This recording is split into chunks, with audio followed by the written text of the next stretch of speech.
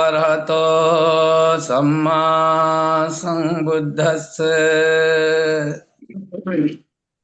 हंसाजित् हंसादिच्च पते अन्ते आकाशे अन्ति इन्धिया नियन्ति धीरा लोकं हा जित्वा मारं सवाहिनीम्।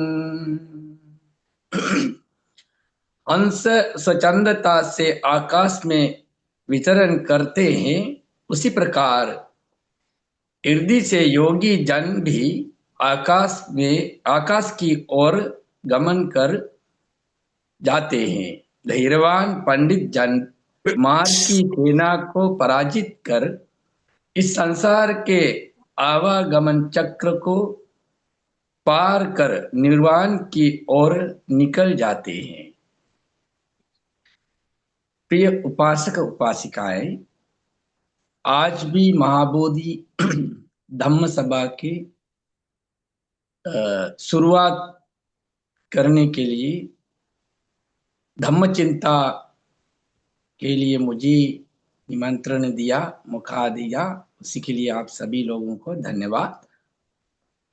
हमेशा की तरह एक धम्मपद की गाथा के द्वारा आज भी मैंने धम्म चिंता आगे बढ़ाएंगे। ये जो सर्वप्रथम हम आपके समक्ष ये गाथा प्रस्तुत किया लोकवज्ञ की, इस गाथा की द्वारा भी तिलोगुरु सम्यक संबुद्ध ने आप हम सब के लिए एक अच्छा उपदेश सुनाते हैं। हंसा दिक्च पथे पथे यंती आकाशे यंती इद्या। जैसे जो हंस आजादी से आकाश में जो चलते हैं, उसी तरह जो ऋद्धिवान जो योगी भी नियंति धीरा लोकम जित्वा मारंग सवाहिनी, जो ऋद्धि का शक्ति जो प्राप्त करते हैं, ऐसा जो योगी जन भी जो हंस के तरह आकाश में चलते हैं। और जो ज्ञानी धैर्यवान जो व्यक्ति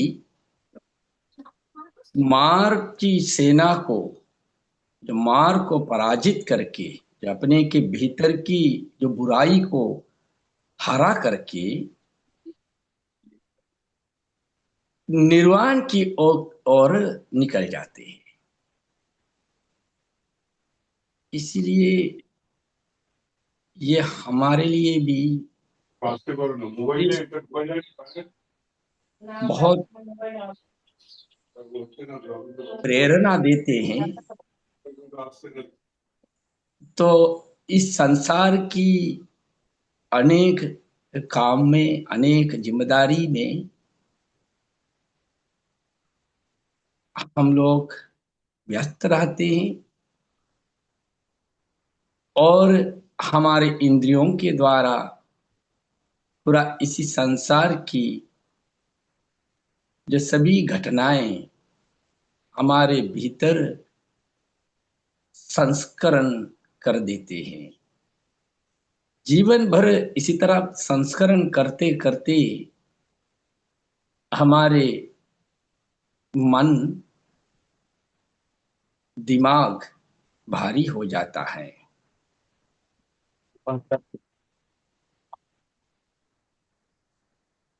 हमारे मन की और शरीर की वजन बढ़ जाता है, जीवन को बड़ी भारी हो जाते हैं। लेकिन हम धम्म की ओर हमारा मन चलाएंगे तो इस भारीपन 1:40। हल्का हो सकता है। एक उदाहरण के रूप में बुद्ध ने बताते हैं, जैसे हंस आकाश में उड़ते हैं, उसी तरह योगी भी, योगी का मतलब जो धम्म की पद पर चलने वाला को योगी कहते हैं। जो योगी जन भी आकाश के ओर गमन कर सकते हैं। ऐसा शक्ति उत्पादन करके उन्होंने अपना ज्ञान को बढ़ते हुए इस संसार की चक्र तोड़ देते हैं। उत्पत्ति मरण समाप्त कर देते हैं। निर्वाण के सुख में चला जाते हैं। इसलिए हम लोग भी इस धम्म की पद सुन के, इसी धम्म की पद के अनुसरण करके जीवन को हल्का बनाएं।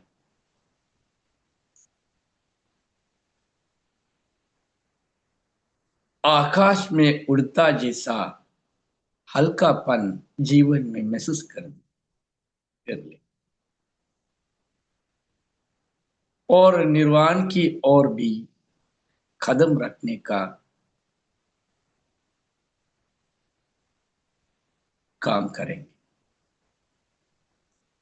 यही सम्यक संबुद्ध की आज की उपदेश। इसी उपदेश के पीछे भी एक घटना घटी, इस घटना को भी सुनाएंगे।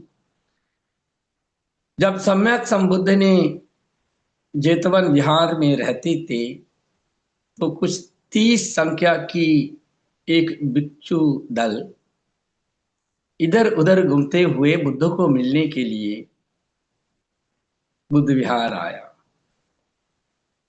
उस समय आनंद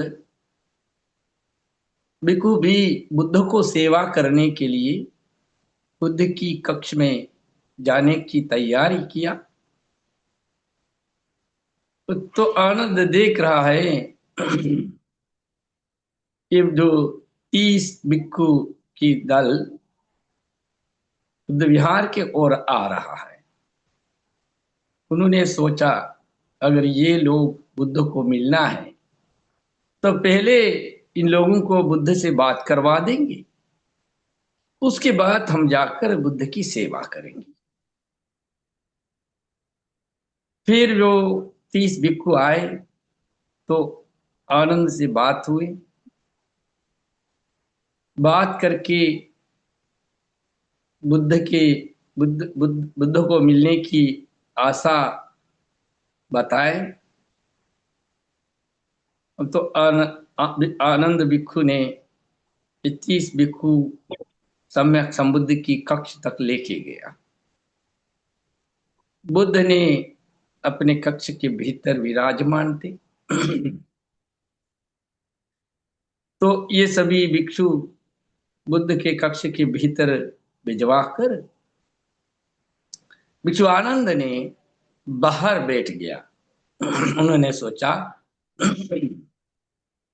ये लोग बुद्ध को मिलकर वापस निकल जाएगा, तब हम बुद्ध की कक्ष में प्रवेश करके उनकी सेवा करें। फिर ये 30 भिक्षु बुद्ध के समक्ष आया। आके बुद्ध ने इन लोग से हर चाल पूछा। फिर सम्यक संबुद्ध इन भिक्षुओं को धम्म की उपदेश भी दिया। जब धम्म की उपदेश ये भिक्षु सुन लिया, इतना वो धम्म की जो रस, धम्म को इन भिक्षुओं पर असर हुआ, उसी समय ही ये 30 भिक्षु अरहंत तत्व प्राप्त कर लिया। पूर्व जन्मों की जो कुशल शक्ति अगर है तो ऐसा विलंब जो निर्वाण प्राप्त हो सकते हैं बुद्ध के समक्ष उनकी बातों को सुनकर। ये 30 भिक्षु भी ऐसा ही पूर्व जन्मों की जो कुशल शक्ति के कारण तुरंत वो लोगों को बुद्ध के शब्द सुनते ही निर्वाण प्राप्त हो। तब निर्वाण प्राप्त हो गई और इन लोगों को इर्द की शक्ति भी प्राप्त हुआ। तब इर्द की शक्ति प्राप्त हुआ तो वापस निकलने के लिए उनको कोई बाधा नहीं, किसी दरवाजा की जरूरत ही नहीं। इसीलिए इन 30 भिक्षुदन आकाश मार्ग से वहां से निकल गया।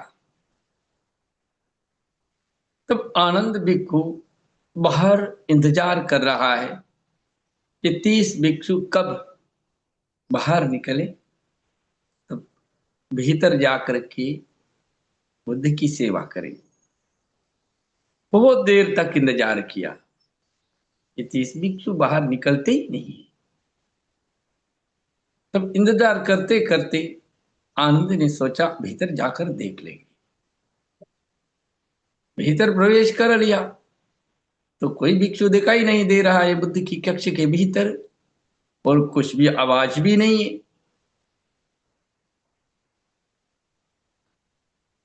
तब आनंद ने सम्यक संबुद्ध के समक्ष जाकर उनसे पूछते हैं, भगवान 30 संख्या के भिक्षु दल आपकी कक्ष में प्रवेश कर लिया, अभी तो कोई नहीं दिखाई दे रहा है। हम उन लोगों का निकलने का तक इंतजार किया आपकी सेवा के लिए।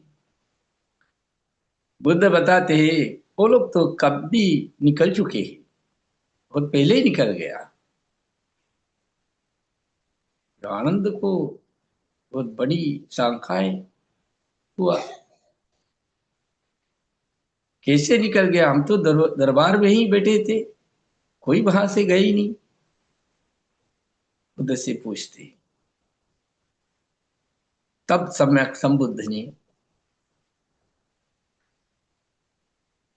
आनंद को बताते हैं वो लोग तो आकाश मार्ग के द्वारा चला गया था।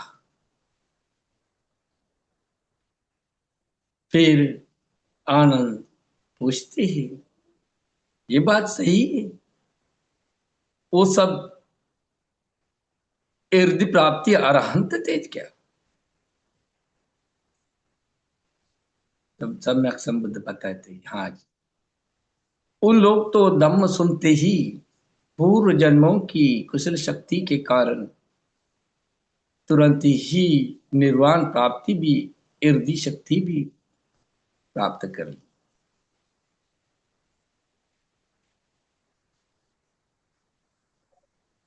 ऐसा बताते हुए सम्यक संबुद्ध इस गाथा की द्वारा आनंद को समझाते हैं, हंस स्वच्छंदता से आकाश में वितरण करते हैं जैसे उसी प्रकार इर्दी शक्ति प्राप्त करने वाला योगी और पंडित जन इस संसार की आवागमन की चक्र को तोड़कर निर्वाण की ओर निकल जाते हैं। यही है आज की जो उपदेश और उपदेश के पीछे जो घटना। आप सब धैर्य से इसी धम्म सभा को बहुत लंबी समय से चलाते आ रहा है। बहुत प्रसन्न की बात है। इसलिए आप सभी लोग सही धम्म की सदस्य होने के नाते मैंने आप सभी लोगों के लिए शांति की प्रार्थना करेंगे, सबको स्वस्थ की प्रार्थना करेंगे। विशेष करके सम्यक संबुद्ध से लेकर के जितना भी हमारे इन सधम्म को प्रचार प्रसार के लिए योगदान दिए, उन सभी भिक्षु भिक्षुणी उपासक उपासिकाएं शांति प्राप्त हो। महाबोधि संस्था के संस्थापक बोधिसत्व अनगारिक धर्मपाल जी से लेकर के जितना भी संस्था के द्वारा धम्म प्रचार प्रसार के लिए योगदान दिए, उन सभी भिक्षु भिक्षुणी उपासक उपासिकाओं को शांति प्राप्त हो। और तत्काल में महाबोधि संस्था के महासचिव परम पूज्य शिवली बंती जी से लेकर और सभी धम्म बंधु उपासक उपासिकाएं भिक्षु भिक्षुणी धम्म को प्रचार प्रसार के लिए बहुत सा लगे हैं। बंते जी का मार्गदर्शन और हमारे प्रेसिडेंट साहब का लगाव, वो सबसे इसी धम्म को हम लोग आगे ले जाने का काम कर रहा है, प्रचार प्रसार करने का काम कर रहा है। इसलिए उन सभी लोगों को प्रार्थना करेंगे आप सभी लोग स्वस्थ रहें, सुखी रहें, आप सबको कल्याण होगा और घर परिवारों को भी कल्याण हो, मंगल हो। तिलोगुरु सम्यक संबुद्ध की बोधि मार्ग में चलते हुए सांसारिक दुख को अंत करके सबको सुख प्राप्त होगा करके प्रार्थना करेंगे। भवतु सब मंगलं रक्षन्तु सब देवता सब बुद्धानुभावेन सदा सुते भवन्तु ते। भवतु सब मंगलं रक्षन्तु सब देवता सब धम्मानुभावेन सदा सुते भवन्तु ते। भवतु सर्वमङ्गलं रक्षन्तु सर्वदेवता सर्वसङ्घानुभावेन सदा सुखी भवन्तु ते।